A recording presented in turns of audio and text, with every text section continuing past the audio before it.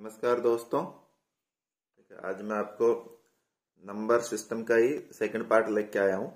ठीक है, और मेरी रिक्वेस्ट है आपसे कि इसको देखने से पहले आप पार्ट 1 जरूर देखिएगा, क्योंकि उसी के देखने के बाद आपको इसको करोगे तो आपको अच्छा रहेगा। बीच में समझ में हो सकता है नहीं आए आपको। चैनल को सब्सक्राइब कर लीजिए ताकि आपके पास जैसे मैं डेली वीडियो डालूं आपके पास वो तुरंत पहुंच जाए और आप तैयारी करते रहो, तो बार बार आपको ना देखना पड़े। अब ये मोस्ट इंपोर्टेंट क्वेश्चन है, ये डायरेक्ट भी पूछ लेता है और इसके ऊपर सम भी पूछ लेता है। ठीक है, तो ये इससे इसी मतलब के ऊपर 6-7 क्वेश्चन बन जाते हैं। अब देखो, प्रथम n प्राकृतिक संख्याओं के घनों का योग जानने का सूत्र क्या है। ठीक है, अब ये 3-4 रहते हैं, घनों का पूछ लेता है, वर्गों का पूछ लेता है, या खाली प्राकृतिक संख्याओं का भी। ठीक है, तो हमारा जो पहले वाला जो है ये किसके लिए, ये घनों के लिए। ये किसके लिए, घनों के लिए। ठीक है, या n+1 डिवाइड बाई 2 और इस पूरे का जो है स्क्वायर। ठीक है, तो ये क्या हो गया, घनों का योग का हो गया। किसका हो गया, घनों के योग का। ठीक है, या n जो है जितनी संख्या पूछी है, मान लो पहले 5 पूछ ले, 10 पूछ ले, 15 पूछ ले। ठीक है, ये वाला किसका है, ये संख्याओं का, n प्राकृतिक संख्याओं का योग का, प्राकृतिक संख्याओं के योग का है। ठीक है, अगला जो है ये किसका है, ये वर्गों का है। ये किसका है, वर्गों का। इसको ये ध्यान से देखना। देखो, n into n+1/2, n into n+1/2 और n इंटू n+1, ये हर एक फॉर्मूले में आता है। ठीक है, वर्गों वाले में 2n+1 और बटे में 6 आ जाएगा। ठीक है, तो ये याद करना। और ये क्योंकि इस पे सम आते हैं। अब इसी में कई बार आ जाता है एवरेज का भी। क्या इसका आ जाता है, एवरेज का भी। ठीक है, तो एवरेज निकालने के लिए क्या करते हैं हम, जितनी संख्या उससे भाग कर देते हैं। तो यहाँ हमारी कितनी संख्या है, n, तो इसमें भी क्या कर देंगे हम, n से भाग कर देंगे। तो यहाँ क्या हो जाएगा, 2n हो जाएगा, इसमें भी n हो जाएगा और इसमें भी n हो जाएगा। ठीक है, तो एवरेज का सिंपल इससे डिवाइड और कर देंगे। ठीक है, तो ये एवरेज आ जाएगा, हिंदी में औसत आ जाएगा। क्या आ जाएगा, औसत।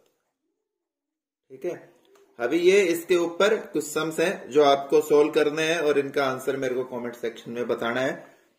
1 का स्क्वायर, 2 का स्क्वायर, 10 का स्क्वायर। ठीक है, यानी कि n 10 हो गया। इसमें कौन सा फॉर्मूला लगेगा, इसमें ये वाला फॉर्मूला लगेगा। अगला क्वेश्चन, प्रथम 50 प्राकृतिक संख्याओं का योग। ठीक है, इसमें कौन सा लगेगा, इसमें ये वाला लगेगा। तीसरा, 1 + 2 + 3 और 80 तक। ठीक है, इसमें भी कौन सा लगेगा, इसमें भी ये वाला लगेगा। संख्याओं का योग भी निकालना है और फिर एवरेज भी निकालना है, दोनों चीजें निकालनी है। ठीक है, इसलिए मैंने ये चीजें लिखी हैं। अब आता है 51 से 100 तक की प्राकृतिक संख्याओं का योग बताओ। क्या बताओ, 51 से 100 तक की प्रथम प्राकृतिक संख्याओं का योग। अब देखो, इसके 2 तरीके हैं। एक तो ये है कि पहले हम 1 से लेके 100 तक का निकाल लें, फिर 1 से लेके 50 तक का निकाल लें। इसका जो आए, मान लो x आ गया, इसका जो आए वो y आ गया, और इसमें से हम ये घटा दें। ठीक है, तो ये आंसर आ जाएगा। दूसरा एक इसका सीधा तरीका होता है, उसको भी कर सकते हो। दूसरा तरीका है, यानी कि बेसिकली क्या पूछ रहा है कि 51 + 52 प्लस करते करते 100 तक का योग पूछ रहा है। ठीक है, अब ध्यान से देखो, पहले ये और ये दोनों संख्या लिखो। ठीक है, 51 लिखी + 100 और बटे में 2। ठीक है, ये दोनों संख्या मैंने लिख दी है।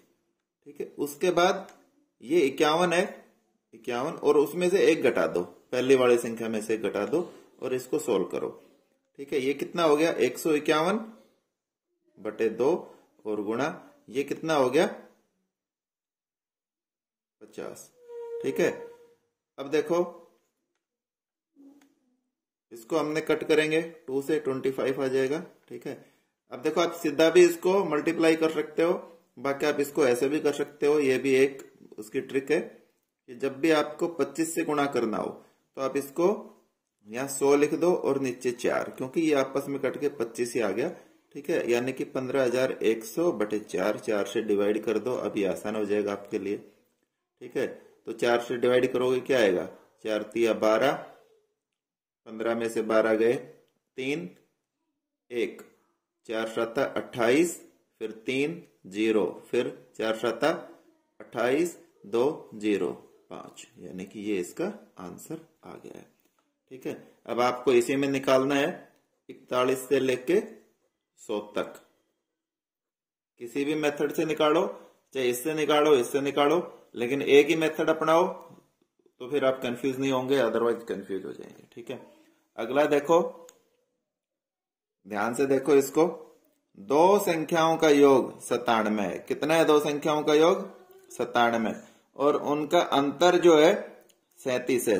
अंतर कितना है, 37, तो उनका गुणनफल क्या होगा। और इसके साथ ये संख्या भी पूछ सकता है, संख्या क्या होंगे, उनका गुणनफल क्या होगा। ठीक है, तो सबसे पहले संख्या कैसे निकलती है वो देखो। बड़ी संख्या निकालने का क्या फार्मूला होता है, बड़ी संख्या, बड़ी संख्या का होता है जो योग और अंतर है उन दोनों को जोड़ो, योग प्लस अंतर, और उसको 2 से भाग कर दो। क्या होता है, योग प्लस अंतर 2 से भाग कर दो।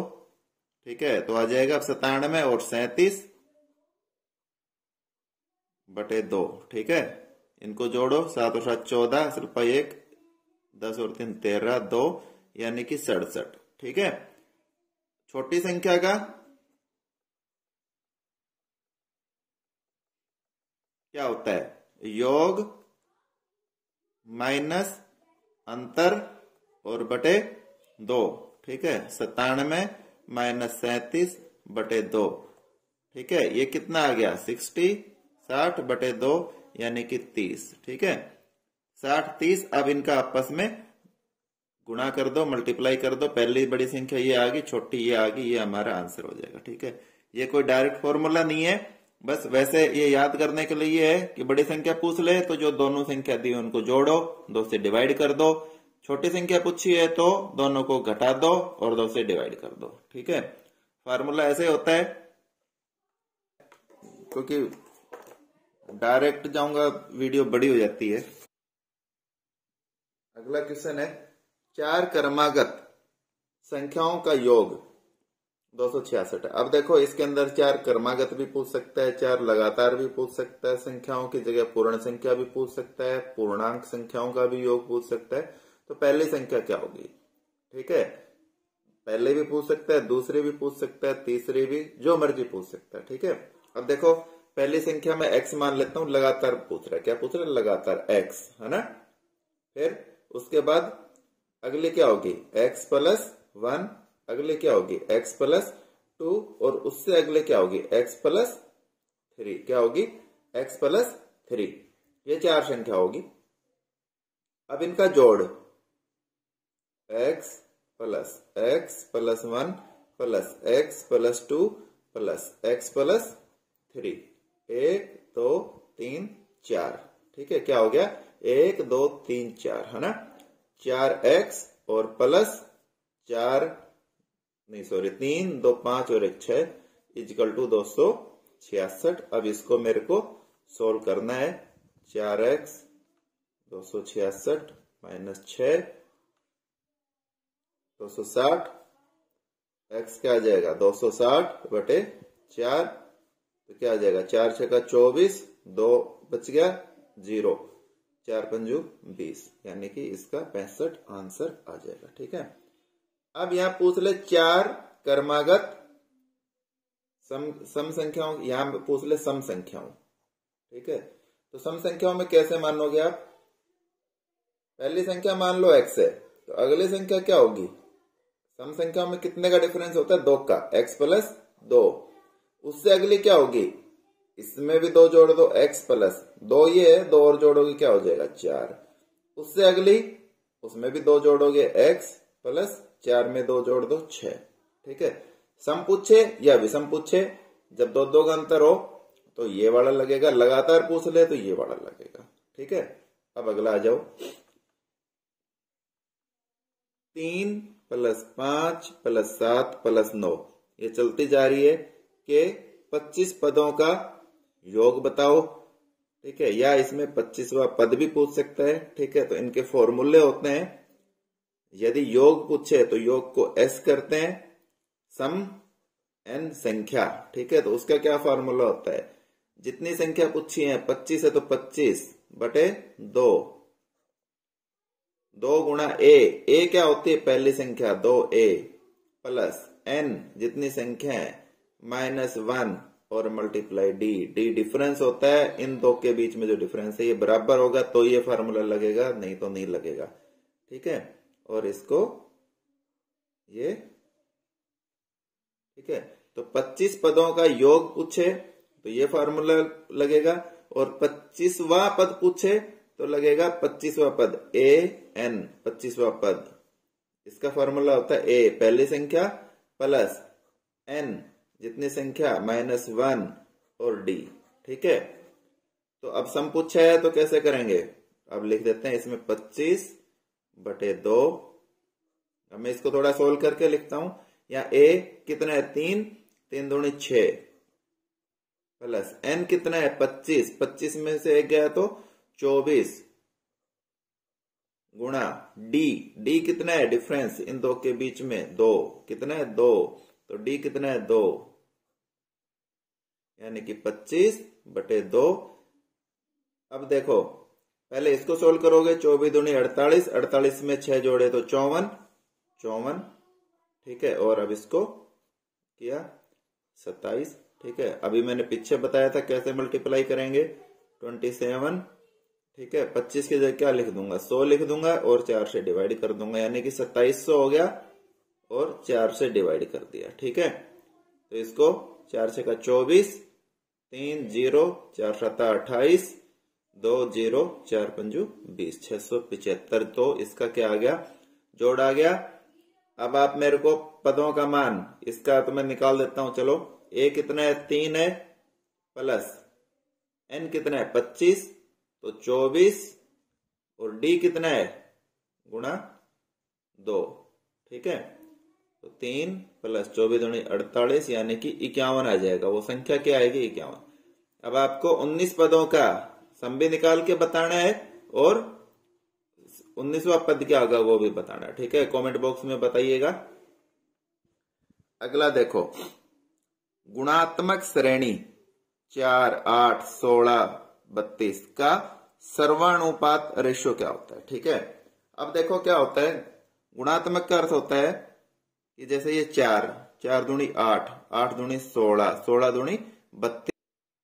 ठीक है, तो ये जो गुणात्मक जो होता है, जो रेशियो होता है, जो होता है, इसको हम लिखते हैं कि ये किससे मल्टीप्लाई होता हुआ जा रहा है, तो ये 2 से होता जा रहा है, इसको r से हम दर्शाते हैं, तो ये क्या आ जाएगा, यहाँ 2 आ जाएगा, आंसर क्या आ जाएगा 2। अब इसी श्रेणी में पूछे आपसे ये कि इसका 8वां पद क्या होगा, क्या होगा 8वां पद। ठीक है, तो उसके लिए फार्मूला होता है, वो मैं नोट करा देता हूं, an, a और उसको मल्टीप्लाई करना है r, जो रेशियो आया है उसको r और उसकी पावर n-1। ठीक है, अब यहाँ a कितना है मेरा 4 है, r कितना है 2 है, 8वां पद मेरे को निकालना है, तो 8 - 1 कितना हो गया 7। ठीक है, तो इसको मेरे को सोल्व करना है। 2 की पावर 7 कितना होगा, 2 को 7 बार मल्टीप्लाई करेंगे तो कितना आएगा, 2 दूनी 4, 4 दूनी 8, 8 दूनी 16, 16 दूनी 32, 32 दूनी 64 और 64 दूनी 128। ठीक है, और इसको मल्टीप्लाई कर देंगे, 8 चौका 32, 3 12 36 और 3 39, 392 जो है इसका 8वां पद आएगा। ठीक है, 7वां आपको निकालना है। ठीक है, 7वां आपको निकालना है, कमेंट बॉक्स में बताना है। अब देखो अगला है, एक संख्या ज्ञात करो जिसको 12 से गुणा करने पर 88 अधिक हो जाता है। ठीक है, क्या कह रहा है, 12 से गुणा करने पर 88 अधिक हो जाता है।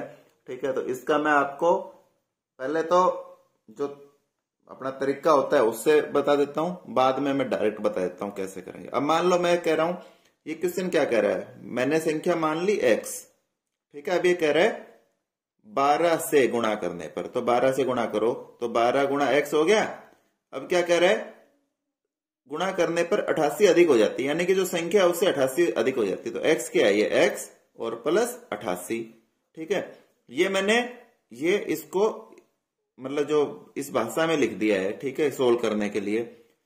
अब इसको सोल्व करोगे क्या आएगा, 12x minus x is equal to 88। क्या बच गया, 11x इजिकल टू 88, यानी x क्या आगे 11 से भाग कर दूंगा तो 8। अब देखो यहाँ आपने एक चीज नोट की, आप जो मर्जी गुणा कर लो, यहाँ 12 15। ठीक है, यहाँ ये इसमें से एक माइनस ही होगा और यहाँ 11 बचा। ठीक है, तो इसका सीधा तरीका क्या होता है, यहाँ 12 पूछ रहा है, इसी में से एक घटा दो, 11 से भाग कर दो, आपका आंसर आ जाएगा। ठीक है, तो आपको इतना निकलने की जरूरत ही नहीं है। अब जैसे मैंने 15 का पूछा है, यहाँ 15 है, यहाँ 196 है। ठीक है, तो 15 में से एक कम करो 14, इसको डिवाइड कर दो, आपका आंसर आ जाएगा। ठीक है, तो ये मैंने बता दिया। अब पीछे भी क्योंकि मैं इसलिए नहीं बता रहा था, सारे निकलते इसी से ही हैं। ठीक है, अगला क्वेश्चन है 15015 के अभाज्य गुणनखंड ज्ञात कीजिए। ठीक है, अभाज्य गुणनखंड का अर्थ है कि हमें वही केवल गुणनखंड निकालने हैं जो अभाज्य हो। ठीक है, तो कैसे निकलेंगे, इसका यह तरीका होता है किसी भी गुणनखंड निकालने का, 15 0 15। ठीक है, सबसे छोटी अभाज्य संख्या 2 होती है, 2 से कटेगा नहीं। अगला 3 होता है, 3 से कट जाएगा, 3 पंजू 15, 0 फिर ये 0 और 3 पंजू 15। ठीक है, अब क्योंकि 5 है तो 5 से भी कट जाएगा, 5 कर दिया, 5 एकम 5, 0 0 1। ठीक है, 5 के बाद अगला क्या आता है, 7 आता है। क्या आता है, 7। ठीक है, हम काट के देख लेते हैं एक बार, क्योंकि 7 है, ये इसी में से आएगा जो भी आंसर आएगा आपका। ठीक है, 7 एकम 7, 3 0, 7 चौक 28, 2 1 7 या 21। ठीक है, अगला जो आ रहा है आपका 11 से करके देख लो पहले। 11 11 1 जा 11, 3 बच गया और 3 तो 33 हो गया, 11 तिया 33 13। ठीक है, अब 13 से हो ही जाएगा, 13 1। ठीक है, तो आपका 3 5 7 11 और 13 ये इसके आंसर आ गए हैं। अभी अगला क्वेश्चन, 300 से 1200 के बीच कितनी संख्याएं हैं जिन्हें 14 से विभाजित किया जा सकता है। ठीक है, तो इसका बहुत ही आसान सा तरीका है। पहली संख्या क्या है, 300 है, दूसरी क्या है, 1200 है। ठीक है, किससे पूछा है इसने, 14 से पूछा है, तो इसको भी 14 से डिवाइड कर दो और इसको भी 14 से डिवाइड कर दो। करो इसको 14 से डिवाइड, 14 एकम 14, 14 दूनी 28, 2 बच गया 0, 14 एकम 14। ठीक है, आगे हमें फ्रैक्शन में नहीं जाना है, दशमलव में नहीं जाना है, जो पूर्ण पूर्ण कट रहा है वहीं तक लिख दिया। ठीक है, अब इसमें जाओ, 14 पंजू 70, 14 84, 14 7 98, 14 8 112 है ना। ठीक है, तो 8 के ऊपर गया 12, 8 बच गया 0।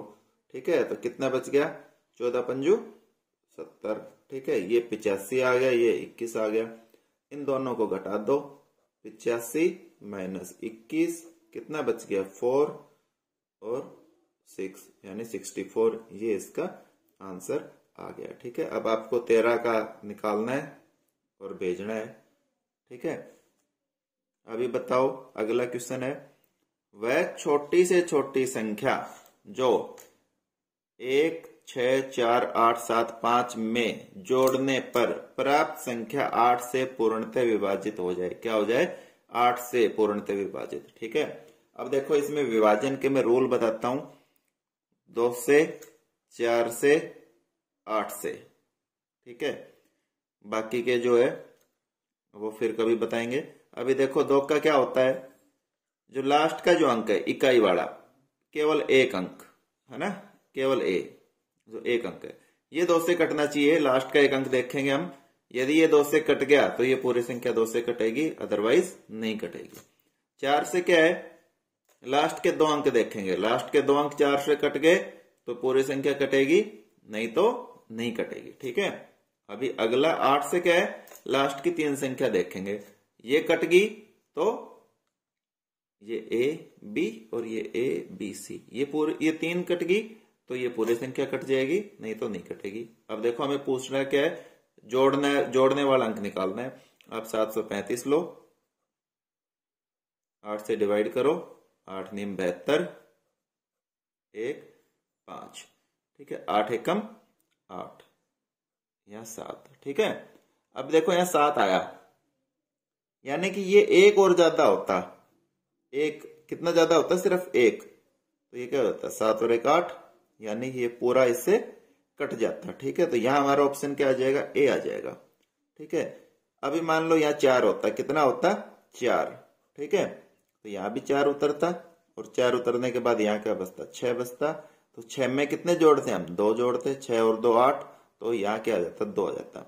अभी कई बार पूछ लेता है घटाने, यहाँ क्या पूछ लेता है, घटाने। तो घटाने में क्या होता है, जो यहाँ शेषफल बच रहा है वो ही घटाने का लिखते हैं, यानी कि इसमें यदि हम यहाँ 4 होता है तो 6 घटाते, और 5 होता है तो 7 घटाते, ये हमारा आंसर होता, ठीक है। ये 9 मैंने लिख दिया, 9 का मैं बता देता हूं। 9 से डिवाइड करने का क्या तरीका होता है कि इसको, इनके सम को जोड़ के देखो आप, यदि सम 9 से डिवाइड हो रहा है तो ये 9 से डिवाइड होगा, अदरवाइज नहीं होगा, ठीक है। सम मतलब जैसे 6 और 1 7, 7 और 4 11, 11 और 8 19, 19 और 7 26, 26 और 3 29, 29 और 5 34, ठीक है। तो ये उससे नहीं हो रहा है, डिवाइड नहीं हो रहा है, ठीक है।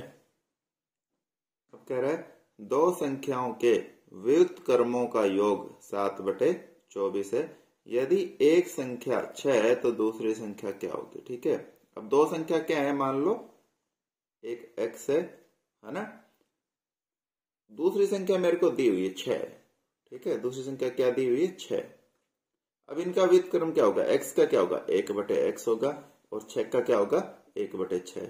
इन दोनों का जोड़ यानी कि +6, ये कितना है 7/24 है, ठीक है। तो यहाँ मेरे को x का मान निकालना है, तो कैसे करोगे, पहले इसका एलसीएम ले लो, क्या आ जाएगा 6x आ जाएगा, इधर x से x कट गया 6, और इधर क्या आ गया x = 7/24। अब इसको हम सोल्व करेंगे, 6 + x या 24 = ये इधर चला जाएगा 42x, है ना, ठीक है।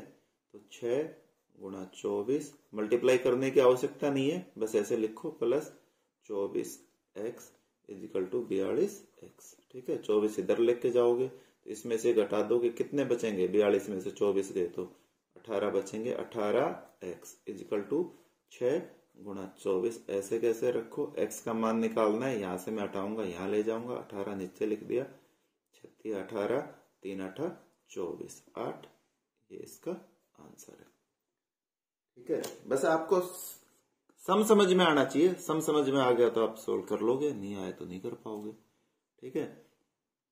अगला देखो, यदि एक संख्या किसी दूसरी संख्या जो 41 से 5 कम है, तो 4 गुना बड़ी है, वह संख्या क्या होगी। अब देखो ये कुछ भी नहीं है, सिर्फ आपको सम समझ में आने का है। ये कह रहा है एक संख्या, ठीक है, मैंने मान ली x, दूसरी संख्या, अब दूसरी संख्या के इसने लिखा वो कितनी है, 41 से 5 कम, 41 से 5 कम कितनी होगी, 36। इससे क्या कह रहा है 4 गुना बड़ी है, तो इसको यानी कि 4 से मल्टीप्लाई कर दिया, यानी कि ये संख्या कितनी आ गई, x = 4 से इसको मल्टीप्लाई कर दो, 144, ठीक है, ये आंसर आ गया। अभी आपको सोल्व करके बताना है, 41 की जगह 40 है, 5 की जगह 4 है, और 4 की जगह 5 गुना है, क्या आंसर आएगा बताना है आपको, ठीक है। अगला सम है, दो संख्याओं का योग 14 है, दो संख्याओं का योग कितना है 14, उनका गुणनफल 45 है, तो छोटी संख्या क्या होगी, तो छोटी संख्या क्या होगी, ठीक है। अब देखो इसको आप वैसे तो क्या संख्या मान लो, x और मैं y मान रहा हूं, तो x + y क्या है 14 है, और x y जो है कितना है 45 है, ठीक है। तो अब इसमें आप ऑप्शन से इसको सोल्व कर सकते हो। अब पहला जो है 5 को डिवाइड करो, 45 में डिवाइड किया 9 आ गया, है ना, ठीक है, तो एक संख्या 5 आ गई, है ना, ये 9। अब 5 और 9 का जोड़ देखो आप, क्या 14 आ रहा है? 14 आ रहा है, यानी कि ये इसका आंसर हो सकता है। अगला देखो, 9 से डिवाइड करो, 9 पंजू 45, 5 आ गया, ठीक है। 14 में से 5 घटा दो, यानी कि 9, ठीक है, ये भी आ गया। तो ये दोनों है, लेकिन छोटी संख्या पूछी है तो ये आंसर आ गया। 7 हो ही नहीं सकता है, ये 5 मैंने दोबारा लिख दिया गलती से, ठीक है। 7 क्योंकि 7 45 से कटता ही नहीं है, ठीक है। अभी इसी तरह आपको करना है, 16 और 39 की निकालनी है, ठीक है। तो छोटी संख्या क्या होगी वो आपको निकालना है। यदि किसी संख्या तथा उसके व्युत्क्रम क्रम का योग 17/4 है तो वह संख्या क्या होगी, ठीक है। ये बहुत आसान सा है, मैं बताता हूं कैसे सोल्व करेंगे। इसमें कुछ नहीं करना है आपको, 17/4 ऐसे कैसे लिखना है, बस ऊपर वाले में से एक घटा देना है। क्या कर देना है, ऊपर वाले में से एक घटा देना है, 16/4 यानी कि 4 आ गया। तो एक संख्या 4 होगी और उसका व्युत्क्रम क्या होगा, 1/4।